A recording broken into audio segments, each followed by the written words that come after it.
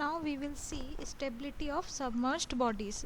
Suppose कोई एक balloon है जो एयर में आपका फ्लोट हो रहा है, एयर completely सराउंड इसको completely सराउंड करे हुए है ना, जो बलून है वो completely submerged है एयर में. In this case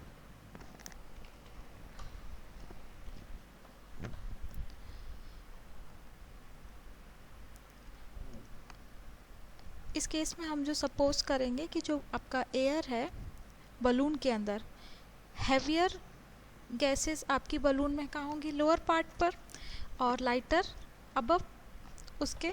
सो जो जी पॉइंट है वो कहीं इस तरीके से लाई करेगा, okay, below the B point. और बी पॉइंट क्या है, जो सबमर्ज जो एयर है जिसमें आपका बलून सबमर्ज्ड है वो फ्लूइड डिस्प्लेस्ड, जो ये जो वॉल्यूम है टोटल वॉल्यूम, जो डिस्प्लेस्ड वॉल्यूम होगा वो total volume of the balloon होगा. सो उसके लिए जो बॉयंसी फोर्स है वो सेंटर ऑफ ग्रेविटी के थोड़ा अबव है. तो बी पॉइंट आपका इस केस में क्या है, ऊपर है. नाउ आपने बलून को थोड़ा सा टिल्ट किया. सबमर्ज्ड बॉडीज़ में बी एंड जी की पोजीशन कभी भी चेंज नहीं होती, ओके. वहाँ पर क्या था कि जब पोजीशन थी वो चेंज हो रही थी. ऐसा क्यों? फ्लोटिंग बॉडीज़ के केस में क्या होता है, आपका जो वॉल्यूम होता है वाटर का, सपोज ये था. सो इसकी जो सी जी होगी अभी कहाँ पर होगी, इस रेक्टेंगुलर ब्लॉक के बीच में, राइट, h/2 पर. सपोज ये हाइट आपकी h थी, सो h/2 पर होगी. जैसे ही आप इसको टिल्ट करते थे तो जो वाटर था, वाटर का लेवल भी क्या हो जाता था, एक साइड इंक्रीज हो जाता था, दूसरी साइड डिक्रीज होता था. अब जो बॉडी है, जो डिस्प्लेस्ड वाटर है, उसकी सी जी क्या हो जाएगी, चेंज हो जाएगी. अभी रेक्टेंगल से निकाल रहे थे, अब क्या होगा, ट्रेपेजॉइडल है, और जहाँ पर ये ज़्यादा कॉन्सेंट्रेटेड होगा वाटर उस तरफ उसकी सी जी चेंज हो जाएगी. सो अब जो बी पॉइंट है वो यहाँ पर चेंज हो जाएगा. लेकिन सबमर्ज्ड बॉडीज़ के केस में जो आपका डिस्प्लेस्ड वॉल्यूम है वो कभी भी चेंज नहीं होता. ना तो डिस्प्लेस्ड वॉल्यूम चेंज होता है, ना ही उसका शेप चेंज होता है. सो जब शेप चेंज नहीं होगा तो जो बॉयंसी है वो क्या होता है, डिस्प्लेस्ड फ्लूइड की सी जी. सो डिस्प्लेस्ड फ्लूइड की सी जी भी चेंज होगी क्या, नहीं होगी, शेप आपका सेम है. तो जो बी पॉइंट है वो आपका चेंज नहीं होगा अपनी पोजीशन से. सो हमेशा किस पर रहेगा, सेंटर लाइन पर. तो एम जो है मेटा सेंटर क्या होता है, इससे जो बीस जो आपका शिफ्ट होता है बॉयंसी फोर्स, उससे जो आपकी वर्टिकल लाइन जाती है वो सेंटर लाइन को जहाँ क्रॉस करती है वहाँ आपका मेटा सेंटर होता है. तो सबमर्ज्ड बॉडीज़ के केस में मेटा सेंटर होगा क्या, नहीं. नाउ जैसे आप इसको टिल्ट करोगे तो एक कपल जनरेट हो रहा है.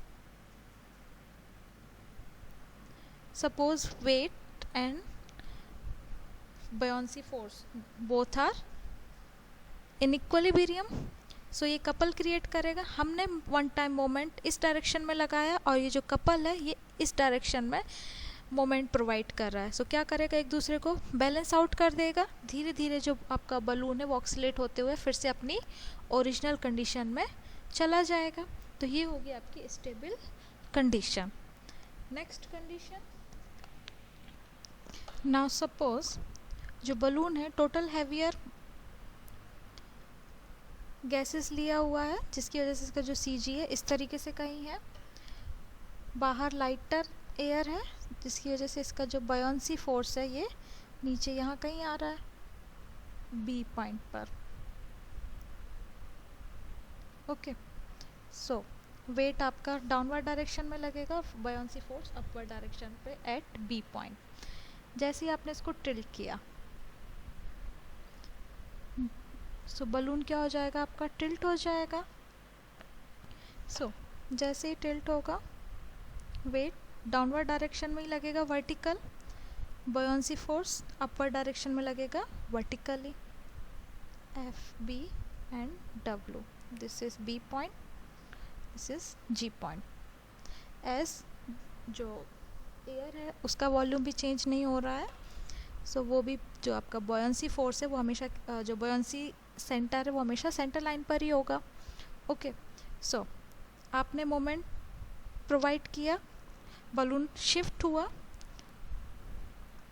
अब इस कंडीशन में क्या हो रहा है कि हमने इस डायरेक्शन में दिया हुआ है मोमेंट वन टाइम, जिसकी वजह से एक कपल क्रिएट हो रहा है। वो कपल भी क्या है, सेम डायरेक्शन में ही क्रिएट हो रहा है। अब जो बलून है वो अनस्टेबल कंडीशन में हो जाएगा और बार बार क्या हो जाएगा, क्लॉकवाइज डायरेक्शन में ही रोटेट करने लग जाएगा। तो ये हमारी होगी अनस्टेबल कंडीशन। थर्ड कंडीशन आती है न्यूट्रल।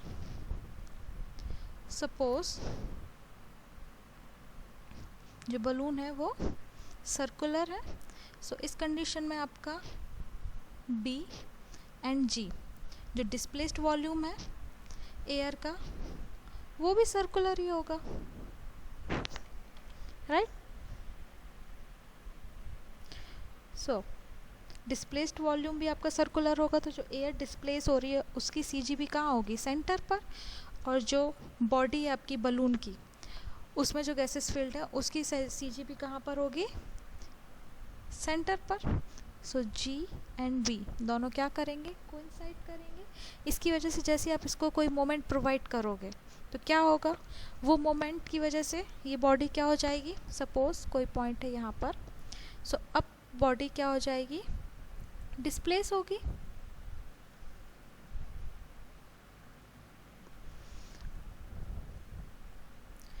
सो ये जो पॉइंट A था ये हमारा कहाँ आ जाएगा, किसी और कंडीशन में आ जाएगा, यहाँ आ गया।